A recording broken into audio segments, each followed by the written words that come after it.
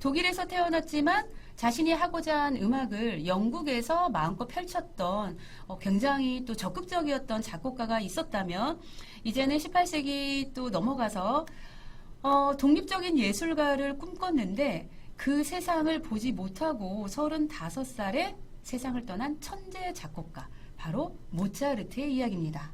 모차르트가 35살에 세상을 떠났는데요. 몇 가지 이유로 제가 정리를 해봤는데 일단은 과로가 큰 것 같아요. 시간표를 보니까요. 6시에 일어납니다. 6시에 일어나서 9시까지 곡을 써요. 작곡을 하고 1시까지 레슨을 합니다. 레슨을 해야지 또 경제적으로 유지가 되니까. 그리고 5시까지는 작품을 팔러 다닙니다. 지금이야 뭐 인터넷으로 팔 수도 있고 뭐 여러 가지 팔 수 있는 판로들이 있지만 당시에는 음반이 없었잖아요. 그러니까 곡을 써서 악보를 팔러 다니는 거예요. 귀족들한테 이렇게 문 두드려 가면서 그렇게 악보를 팔러 다니고 5시부터 새벽 1시까지 곡을 씁니다. 그런데 의뢰가 들어왔다. 그러면 1시부터 또 곡을 쓰기 시작을 하니까 이런 삶을 사는 거예요. 5살 넘어서부터. 너무나 일이 많았던 거죠. 과로할 수밖에 없었고요. 그리고 평생 626곡을 작곡을 했는데 35살에 세상을 떠났으니까 5살부터 곡을 썼다고 생각을 해봤을 때 태어나면서부터 곡을 쓰진 않으니까 5살부터 35살까지 30년간 626곡이니까 1년에 20곡을 조금 더 썼잖아요. 곡을 20곡을 더 썼는데 이 모차르트가 쓴 곡은 막 30분, 40분 막 오페라 같은 경우에는 몇 시간짜리 이렇거든요. 그러니까 시리즈물 같은 이런 것들을 1년에 몇 개씩 해낸 거예요. 엄청난 양이죠. 그러니까 일 자체도 너무나 많았고 그리고 3분의 1을 35살까지 살면서 10년 동안 바깥에서 먹고 잡니다. 연주 여행하는데 10년의 시간을 보내요.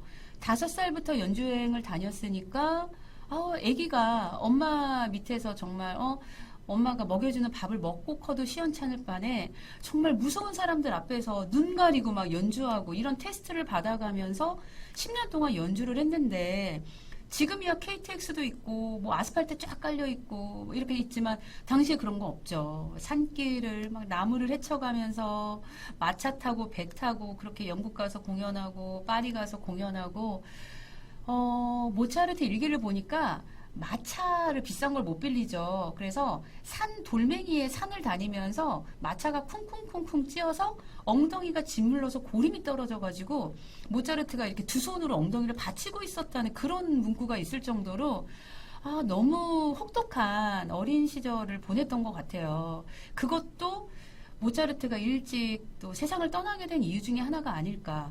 모차르트 키가 153, 4 정도 됩니다. 굉장히 작아요. 제때 못 먹어서 못 큰 거죠. 말을 하자면. 그리고 마지막으로 이상과 현실 사이에서 정신적인 스트레스가 컸을 것이다. 제가 이렇게 분석을 했는데 저도 작곡을 전공하고 지금 대학에서도 작곡을 가르치고 있는데 작곡가들은 자기가 생각하고 있는 이 생각을 이제 무에서 유로 만들어내는 거잖아요. 이 음악이라는 청각 예술로.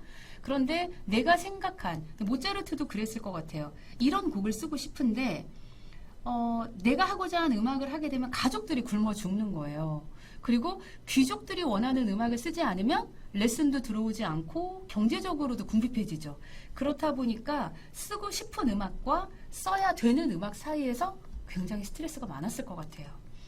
이렇게 모차르트는 조금 짧은 인생을 살아갔지만 오죽하면 우리가 모차르트를 일컬어서 모차르트 작품을 저작권으로 지금 환산한다면 오스트리아를 사고도 남는다. 이렇게 평할 정도로 모차르트는 인기곡이 많습니다. 그리고 우리가 보통 음반을 사러 가게 되면 음반이요.